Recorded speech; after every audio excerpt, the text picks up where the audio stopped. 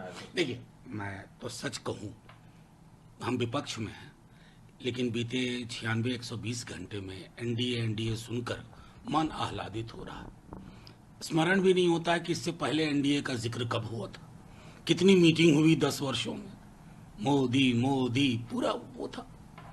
अब कम से कम, जो मैं बार बार कह रहा हूं, लोकतंत्र आत्ममुग्धता में नहीं चलता है, उसको सामूहिकता का आवरण चाहिए, आभूषण चाहिए, वो उसे मिला।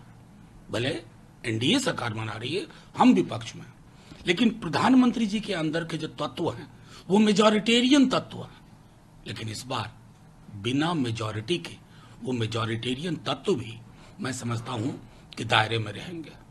सर, जो आप कह रहे हैं कि 10 सालों में से कांग्रेस पार्टी कह रही है कि ये एनडीए जो है नीतीश नायडू डिपेंडेंट अलायंस है, एक तात्पर्य है कि मोदी के साथ अब नीतीश नायडू भी सुनाई देंगे, क्या कहना है सर आपका? देखिए, ये उनके मतलब उन्होंने अपनी तरह से विश्लेषण किया। मेरा सिर्फ ये कहना है कि लोकतंत्र में सामूहिकता प्रबल होनी चाहिए, हम जीते या वो जीते। ये जो व्यक्ति का अहंकार, व्यक्ति का गुरूर, ये जो भैंस मंगल सूत्र मुजरा चल रहा था ना, इसमें मैं उसकी संभावना नहीं देख रहा हूं। और मैं तो अपने राज्य के लिए कहूंगा, नीतीश जी, तेजस्वी जी लगातार बिहार को विशेष राज्य के दर्जे की मांग कर रहे थे। अब वक्त आ गया कि उस मांग को टेबल पर रखा जाए, आरक्षण के दायरे को जो बढ़ा गया है उसको 9वीं अनुसूची में शामिल किया जाए। और हाँ, देश भर में जातिगत जनगणना होनी चाहिए, एक कॉलम जोड़ना है। अब इंतजार करते हैं कि गृह मंत्री कौन बनते हैं, फिर एक पिटीशन देंगे, फिर पार्लियामेंट में लाएंगे। ये होगा इस बार का जो स्वरूप है सरकार का, उसमें आपको फ्लेक्सिबल रहना होगा। सर, एनडीए मोदी जी ने भी दी, उन्होंने कहा कि न्यू डेवलप्ड एस्पिरेशनल इंडिया, ये उन्होंने। देखिए, ये सब उनके बड़े जुमले होते हैं, हर बार कुछ कुछ बोलते हैं। इस पूरे चुनाव में मौ वर्णमाला के मौ अक्षर के साथ इतना चिपक गए थे कि मछली, मटन, मंगलसूत्र से मुजरे तक पर आ गए। अब मुझको ये देखिए, शब्दों में कुछ नहीं होता है, भाव में होता है। आपका भाव अब तक अहंकार और गुरूर का था। आप अपने नाम में जी लगा के खुद ही बोलते थे। मैं समझता हूं आजाद हिंदुस्तान में पहले नेता हैं जो अपने नाम में जी लगा के बोलते हैं, मोदी जी। अरे दूसरों को जी लगाने दीजिए, खुद ही अपने नाम में जी लगाते हैं। तो ये एक व्यक्तित्व का परिचायक हो गया था, और मैं समझता हूं कि उसमें कमी आएगी, आनी चाहिए। सर, जिस म अक्षर की आप बात कर रहे हैं, चुनाव में हमने देखा कि एक जो मुद्दा था मुस्लिम आरक्षण का, कई राज्यों ने अपनी तरफ से दिया है, जिसको कि बीजेपी ने कहा कि ओबीसी कोटे से काट करके दिया गया है। अब जो अलायंस पार्टनर है टीडीपी, क्योंकि आंध्र प्रदेश में भी मुस्लिम आरक्षण दिया जा रहा है, और चंद्रबाबू नायडू ने साफ कर दिया है कि उन्हें मुस्लिम आरक्षण अपने राज्य में देने से कोई हिचक नहीं, कोई देखिए, एक तो मैं मीडिया के साथियों को भी कहूंगा, बीजेपी वालों ने बहुत ही मूर्खता, बेवकूफी, दंभ और झूठ के आधार पर, या मैंने कई प्रेस कॉन्फ्रेंस की, हमारे नेता तेजस्वी जी ने कहा, मंडल कमीशन की रिपोर्ट पढ़ी है, उसमें गैर हिंदू समुदायों में आरक्षण है। आधार क्या है? आर्टिकल 15 और आर्टिकल 16 के हवाले से सामाजिक और शैक्षणिक आधार पर मुसलमानों को भी आरक्षण, सिखों को भी है, गुजरात में है आरक्षण। हमने तो कागज दिखा दिए, लेकिन अमित शाह जी और मोदी जी झूठ बोलते रहे, चुनाव में कुछ सीट पकड़ने के लिए देश के मिजाज को तहस नहस करके रख दिया। अब बताइए, आंध्र प्रदेश में मैं आश्वस्त नहीं हूं सामाजिक, शैक्षणिक है या धार्मिक है। अब तो डील करें ना प्रधानमंत्री जी, एनडीए के प्रधानमंत्री हैं, एनडीए। सर, लेकिन कांग्रेस के कुछ नेता अगले 1 साल के अंदर ही ये देश जो है मिड टर्म चुनाव भी देखेगा। देखिए, अब लोग क्या कह रहे हैं मैं उसमें नहीं जाना चाहता, मैं विरोधों का सामंजस्य देख रहा हूं, जिसको मैं कहता हूं कोalition ऑफ कॉन्ट्रडिक्शन।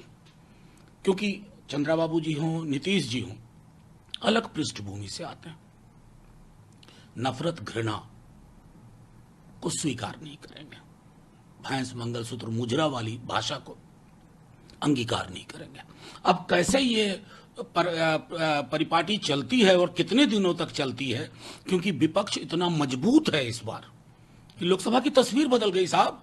ये थोड़ी ही होगा कि बिल लाओगे 3 मिनट में पास करवा लोगे, सारी ऐठन खत्म हो जाएगी।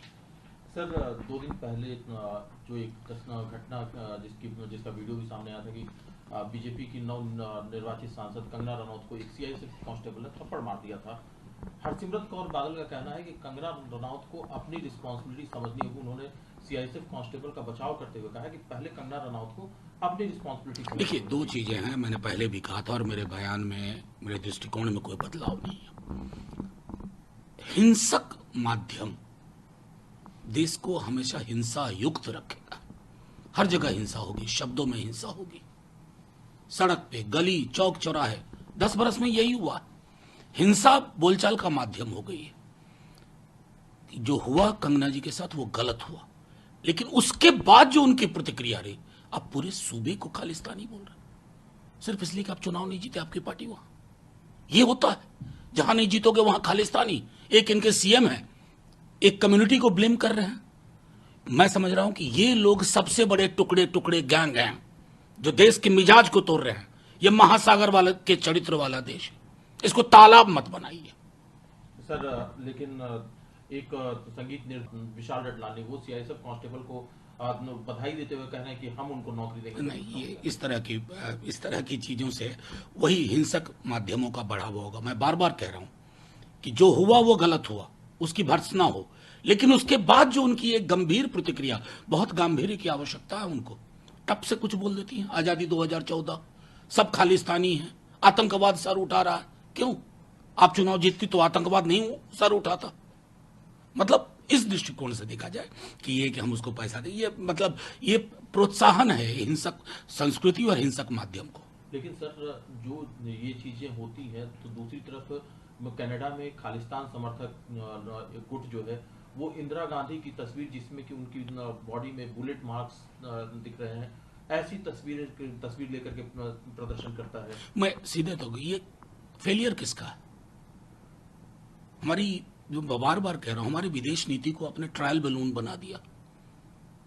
इंदिरा गांधी वो थी, आप तो इतिहास बदलने के चक्कर में से इस देश का, उन्होंने विश्व का भूगोल बदल दिया था। खुद हमारे प्रधानमंत्री कितना आदर के साथ बात करते हैं, किस प्रकार की चीजें बोलते हैं अपने सारे पूर्ववर्तियों को।